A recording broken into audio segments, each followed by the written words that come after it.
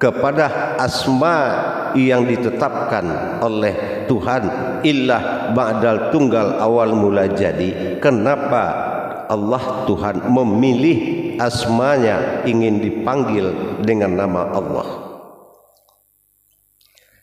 Dalam pengetahuan kita dikaji dalam makom tauhid dan tasawuf, kita sudah bisa melihat dari 99 asma Allah yang disiapkan sebagai nama, tapi Allah memilih titik berat daripada nama yang dia ambil adalah Allah, yang wujud katanya berasal dari alif lam lam ha.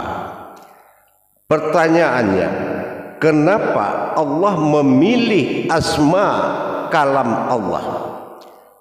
Nah, sebagaimana hadits qudsi mengatakan, aku adalah aku dan aku ingin menjadi Tuhan, maka kujadikanlah umat, dan aku ingin dipanggil dengan nama Allah. Nama bukanlah sebuah diri, tapi nama adalah panggilan sebuah diri. Diri bukanlah Allah berwujud diri, tapi Allah memiliki sebuah wujud bernama diri. Untuk itu kita lihat lagi, kenapa ketentuan Tuhan memilih asma memanggil dengan nama Allah, di mana hubungan kajian yang berawal dari 4 makom batin tadi, napas, tadapas, ampas, nupus. Kenapa Allah memilih dari perjalanan rohaninya, dia memilih nama akhir dari rohaninya berasmakan nama Allah, padahal hakikat nama Allah itu ada 99 nama. Tetapi kenapa Allah memilih nama Allah menjadi pakaian sumber dari ibadah? Ini akan kita lihat dari pembuktiannya. Jemaah yang dirahmati Allah rahimakumullah, tentulah tidak ada kebenaran kalau kita tidak memahami makna hakikat yang ada di dalam suatu asma. Apabila kita memiliki suatu kepercayaan yang mesti memakai suatu nama, maka nama itu berawal dari sifat. Jadi kalau kita ingin melihat kenapa Tuhan ingin dipanggil dengan nama Allah, maka kita harus melihat dari sisi ketuhanan dulu, ya. Kalau wujud dikatakan maujud, ada Tuhan dan ada berwujud manusia, ada manusia berkodrat umat, ada Tuhan berkodrat umat. Ini dinamakan adalah sifat ma'budu al-ma'buduni. Artinya yang menyembah dengan yang disembah itu adalah satu kodrat. Nah, kalau ini sudah menjadi satu kodrat, kita akan lihat kalau memang asma Allah ini kita lihat mendapatkan dari mana sisi dapatnya Tuhan dan dari mana sisi dapatnya umat. Kalau nama ini sudah bisa mempertemukan kodrat umat dan kodrat Tuhan, maka kebenaran solat itu sudah bisa mencapai mutlak. Tapi kalau kita belum bisa memahami dalam sebutan Allahu Akbar, terjadilah berhadapan Tuhan dengan umat. Kalau kita tidak kaji dari mana datangnya kodrat umat dan datangnya kodrat Tuhan, dari nama satu yaitu Allah. Jemaah yang dirahmati Allah, kaum muslimin dan muslimat rahimakumullah, kita akan pertama meninjau dulu dari sisi nama asma Allah dari wujud Tuhan. Nanti baru kita kaji dari wujud manusia. Kalau ini sudah ketemu dalam satu wujud, maka tinggal kita membuka pandangan untuk mendapatkan ihram yaitu jadi satu antara menyembah dengan yang disembah melalui satu kodrat atau ihram, takbiratul ihram. Tapi kalau kita tidak mau tahu siapa umat, siapa Tuhan, dari mana datangnya umat, dari mana datangnya Tuhan, berarti tidak berlaku penyembahan solat yang tidak menyembah Tuhan. Nah, jadi kalau kita sudah bisa membongkar dari perjalanan ini, maka kita lebih memahami lagi, lebih arif dan bijaksana di dalam menjalankan amanahnya. Jamaah yang dirahmati Allah rahimakumullah, kita akan melihat dari sisi ketuhanan. Dari sisi ketuhanan, nama Allah atau alif lam lam ha itu kembali kita melihat 4 huruf tadi. Kenapa? Awaludin ma'rifatullah. Awal agama itu mengenal Allah. Nah, ini kalau awal agama mengenal Allah, coba kita lihat dulu bagaimana kita mengenal Tuhan kita yang bernama Allah. Dari nama tadi. Nah, dari nanti baru awaludin ma'rifatullah ini baru kita melihat dari sisi ma'rifaturuhnya. Ma'rifaturuh nanti yaitu kodrat umatnya. Jamaah yang dirahmati Allah, kalau kita ingin melihat hukum hijaiyah dari alif lam lam ha, ya, dari alif lam lam ha dikaitkan kepada wujud Tuhan ilah ba'dal tunggal yang akan disembah, maka ini akan menemukan suatu kodrat yang bersifat alif.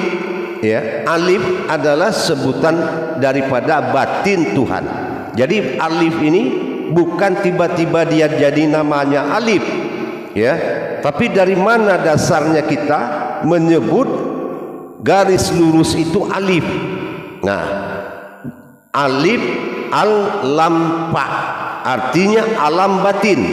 Makanya kalau alif itu dia dikatakan alam batin karena alif ketuhanan tersirat dalam bismillah.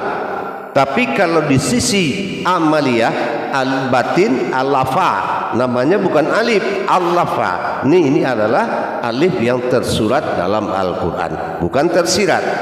Jadi kalau mencari diri pada posisi alif tersirat, maka jatuh dinamakan alif, alif lampa atau alam batin.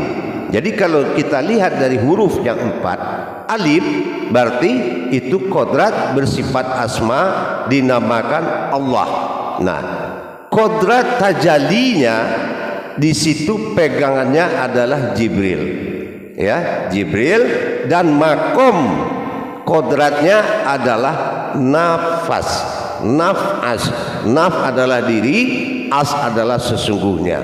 Jadi dari alif itu kita mendapatkan kalamnya Allah yang dihuni oleh Jibril penyampai wahyu, dan ini yang menempati adalah nafas.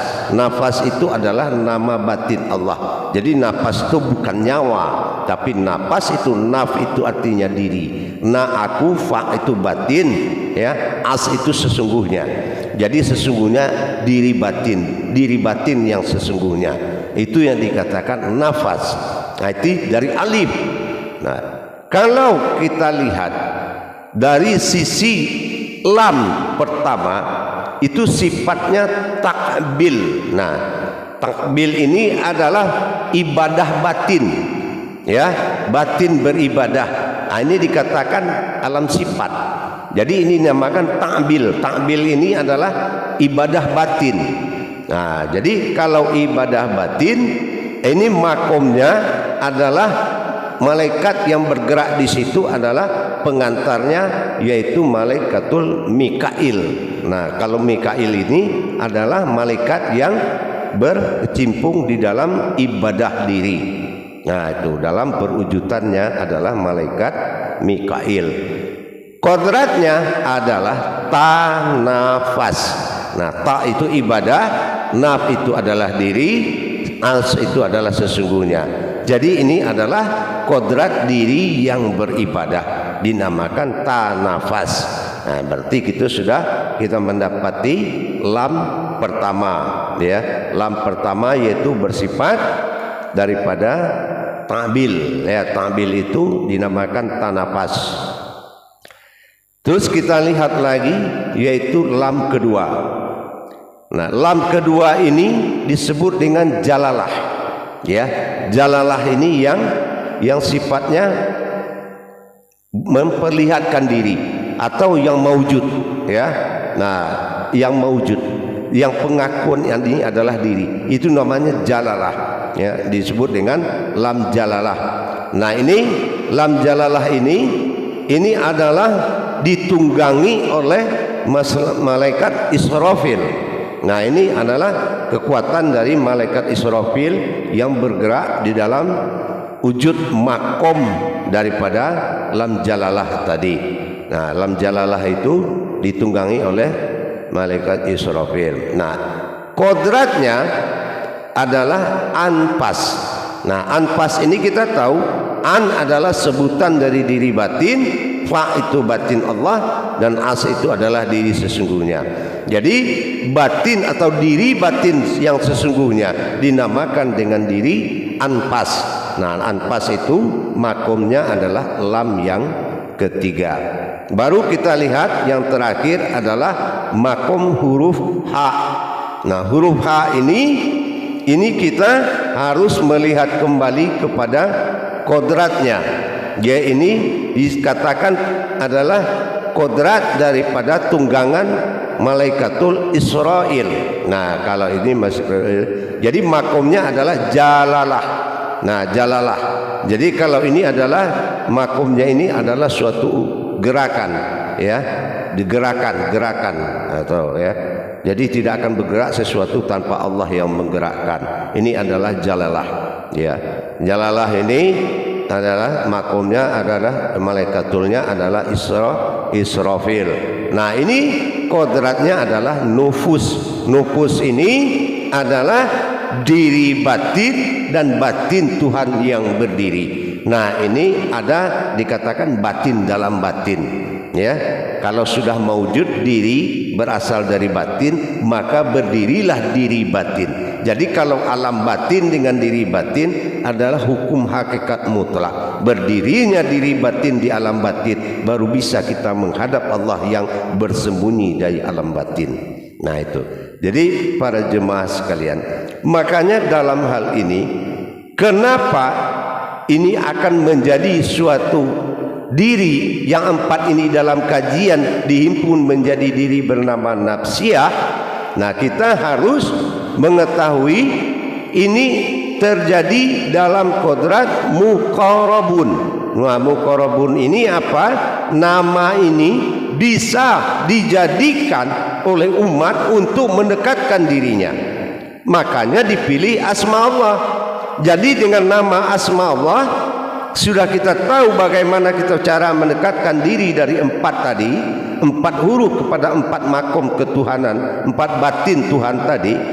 Maka ini dinamakan ini adalah sifat muqarrabun. Muqarrabun ini adalah pendekatan diri. Nah, kalau malaikat dekat dengan Allah namanya muqarrabin. Tapi kalau kita ingin dekat dengan Allah itu namanya muqarrabun. Muqarrabun ini orang yang benar-benar berpaling langsung kepada Allah dan meninggalkan kebatilan. Ini benar-benar sudah mutlak. Jadi bukan ragu-ragu lagi, bukan hilang timbul kepada Allah, tapi benar-benar sudah bermuqarrabun.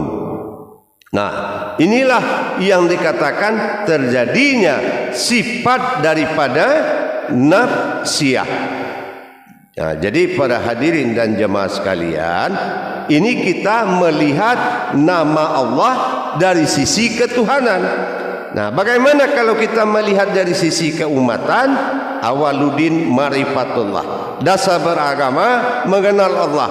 Nah, kita lihat untuk mendapatkan kodrat manusia. Nah, mana marifatullah? Bagaimana cara mengenal Allahnya? Yaitu dengan alif pertama. Nah, ini sudah kita berpindah kepada makom pencarian umat.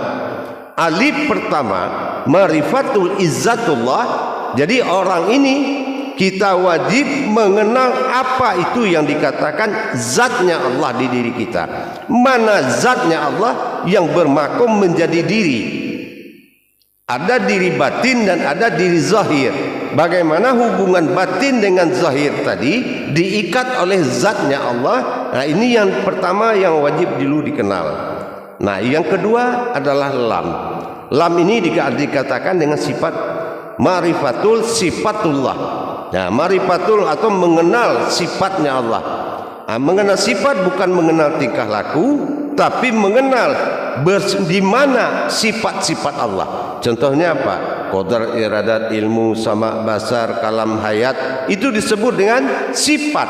Jadi ma'rifatul sifatullah, bersifatnya Allah pada diri kita. Allah lihat dengan basar, Allah dengar dengan samanya, Allah bercerita dengan kalamnya, Allah hidup dengan hayatnya, Allah berdiri dengan kodratnya, bicara dengan mutakalimunnya. Itu semua milik Allah. Kalau milik Allah itu namanya sifat, bukan milik kita. Jadi kalau kita bisa bergerak bercerita, itu sifatnya Allah.